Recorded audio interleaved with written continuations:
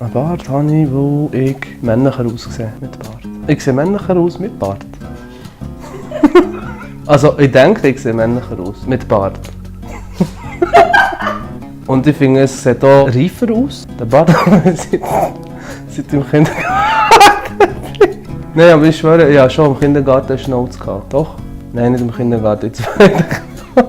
Nein, aber ich kann mich wirklich erinnern, aber du musst dich jetzt nicht angegriffen fühlen, dass ich in der 5. Klasse mit jemandem rausgehen, so ein Mädchen. Und dann habe ich das Fenster gehört, dass ihre Mutter so ein bisschen sagt, ja, aber dann gehen wir doch mit ihm raus und so. Dann hat sie gesagt, ja, aber er hat einen Bart.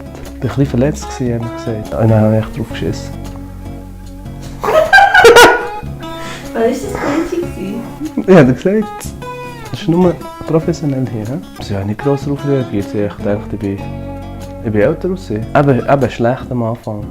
Weißt du, so, zwischen so 1. bis 7. Klasse kommt es etwa ein bisschen schlecht an. Und dann ab der 7. ist die Pubertät einschlägt und Männer und Frauen sich anders entwickeln, ist es echt plötzlich so exotisch geworden, wenn der erste Bart hast in der Klasse. Und dann sind sie durchgedreht.